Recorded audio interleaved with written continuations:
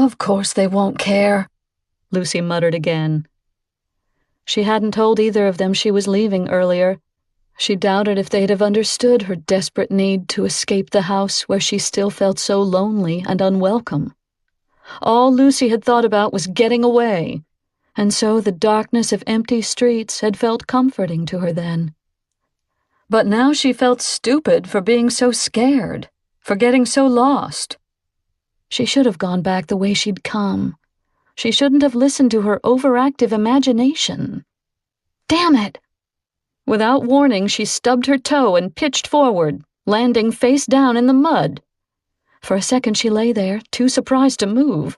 Then slowly, carefully, she reached forward to push herself up.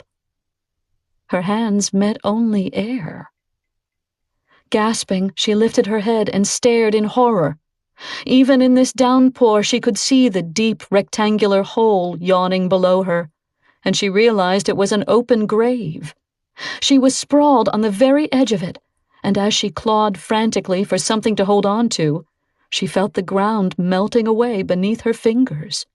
With one last effort, she twisted sideways, just as a huge chunk of earth dissolved and slid to the bottom of the chasm. And that's when she heard the cry. Soft at first, like the low moan of wind through branches, or the whimper of a frightened animal, faint and muffled, drowned by the rush of the rain. An abandoned cat, maybe? A stray dog? Some poor outcast just as lost as she was, wandering alone out here in the dark? Lucy's heart broke at the thought of it.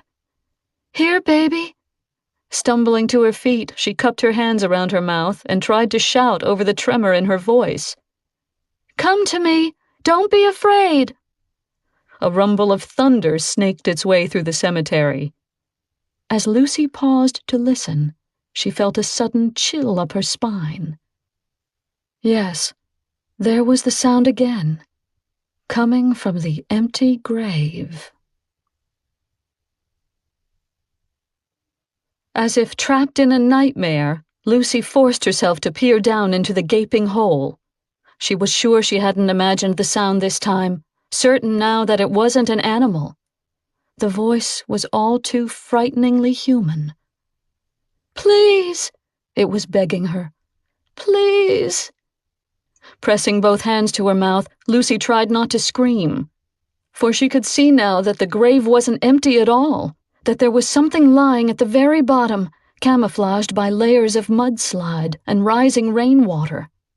As a sliver of lightning split the clouds, she saw the girl's head strain upward, lips gasping for air, and then the girl's arm lifting slowly, reaching out to her. "Please, is someone there?" Lucy stood paralyzed. She watched in horror as the girl's head fell back again into the mire, as water closed over the anguished face. Oh my God!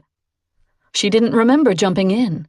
From some hazy part of her brain came vague sensations of sliding, of falling, of being buried alive, as the earth crumbled in around her and the ground sucked her down. She lunged for the body beneath the water. She tried to brace herself, but her feet kept slipping in the mud. Dropping to her knees, she managed to raise the girl's head and cradle it in her arms. "Help!" she screamed. "Somebody help us!" Was the girl dead?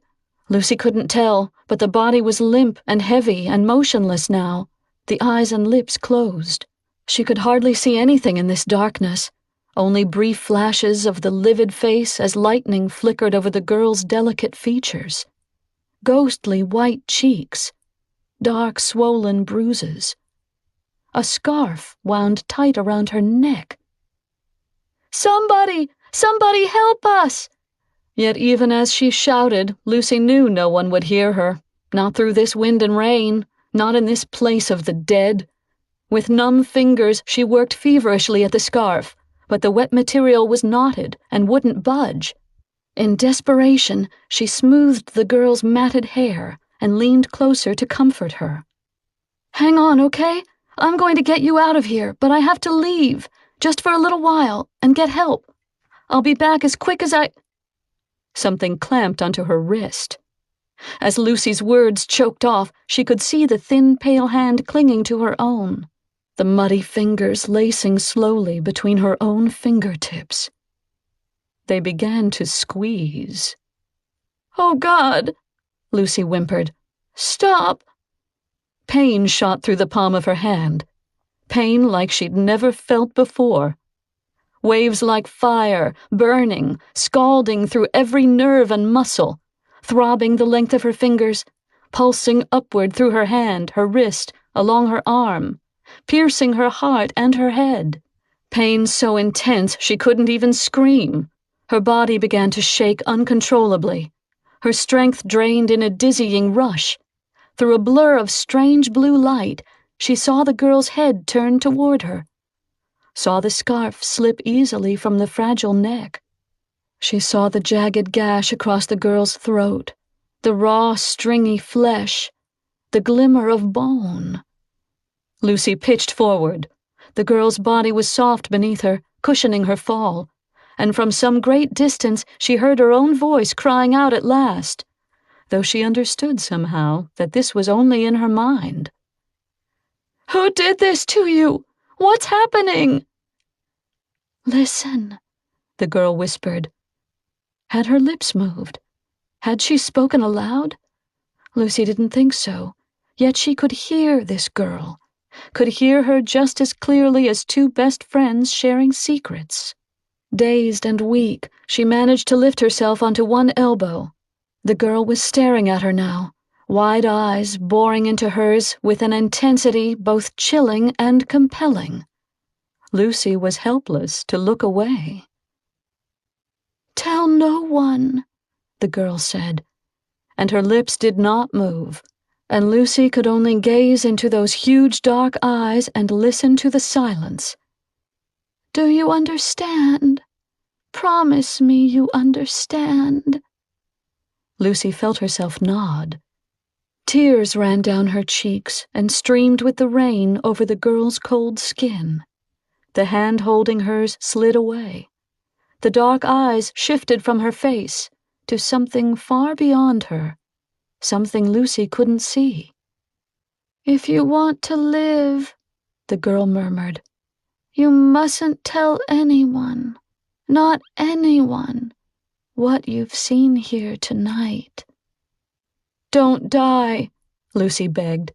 "Please don't die." "Promise me." Yes, I promise." The girl's eyelids slowly closed. But for one split second, Lucy could have sworn that she smiled.